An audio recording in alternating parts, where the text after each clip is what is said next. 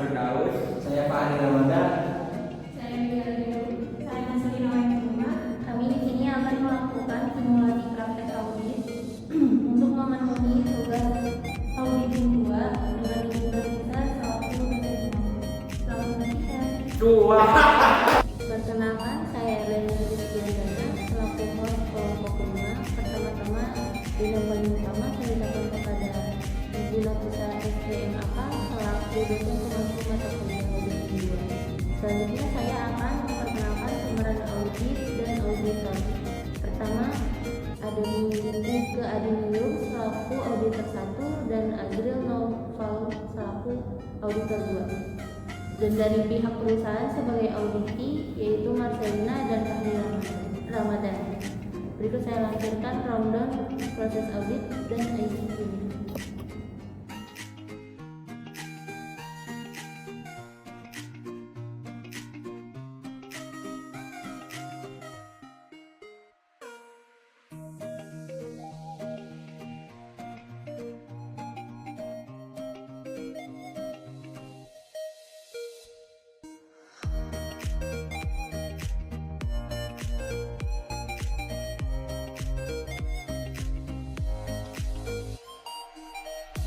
Perkenalkan, saya Reza sebagai auditor yang bertugas melakukan pemeriksaan di perusahaan. Maaf dengan siapa saya bicara. Perkenalkan, saya Marcelina sebagai staf perusahaan ini. Baik, di sini saya akan melakukan pemeriksaan terkait akuntabilitas di perusahaan dalam beberapa minggu ke depan. Saya mohon kerjasamanya dengan baik. Baik, tentu aja kami akan berusaha menanggapinya dengan baik. Sebelumnya saya boleh minta data terkait akuntabilitas di perusahaan.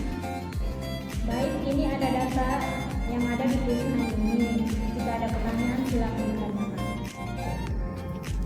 Baik, saya akan cek terlebih dahulu pemeriksaan untuk akuntabilitas. Apakah produk di perusahaan ini sering dilakukan penjualan ekspor? Untuk saat ini penjualannya hanya dilakukan lokal aja, Bu.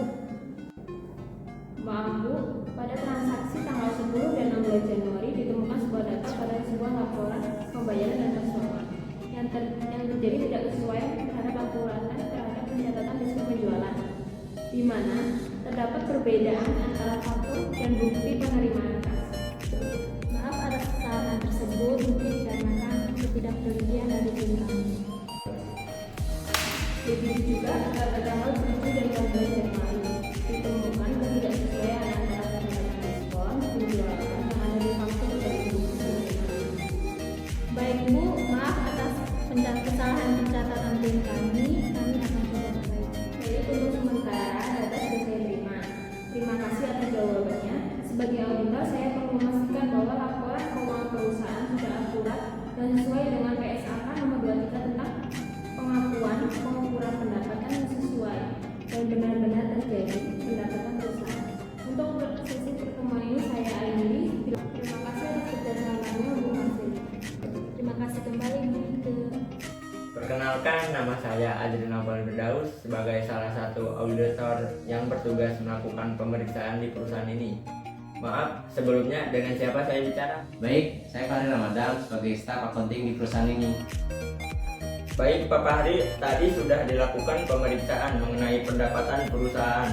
Sekarang saya ingin memeriksa mengenai pembayaran beban-beban dengan tujuan apakah beban-beban itu benar terjadi di perusahaan ini dan mohon untuk kerjasamanya.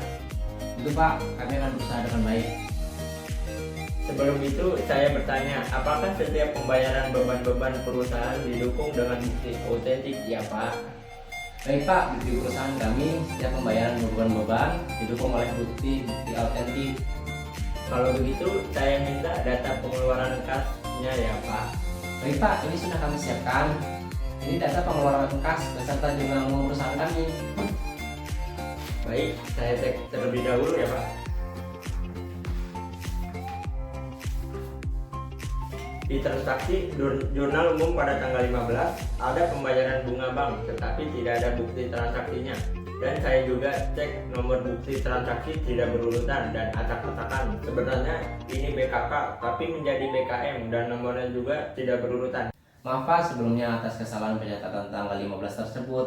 Sebenarnya tidak ada pembayaran beban bunga, tetapi dicatat dalam jurnal. Begitu juga mengenai nomor urut yang tidak berurutan.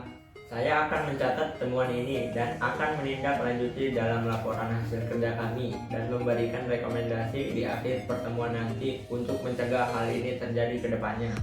Baik Bapak Hari, untuk sesi pemeriksaan pembayaran beban-beban sudah tidak ada temuan lagi. Terima kasih Pak Jril. Bapak Hari, terima kasih kembali Bapak Hari. Berikut saya lampirkan hasil dari temuan audit. Yang pertama, adanya pembayaran customer yang tidak sesuai pada pencatatan diskon antara faktur dan penerimaan kas. Sebenarnya customer tersebut masih dapat diskon penjualan tapi dicatat tidak dapat diskon. Tanggapannya, karena perusahaan salah menghitung hari jatuh tempo diskon atau sengaja tidak memotong diskon penjualan. Tindak lanjut yang dilakukan, peninjauan ulang bukti transaksi, faktur penjualan, dan bukti penerimaan kas.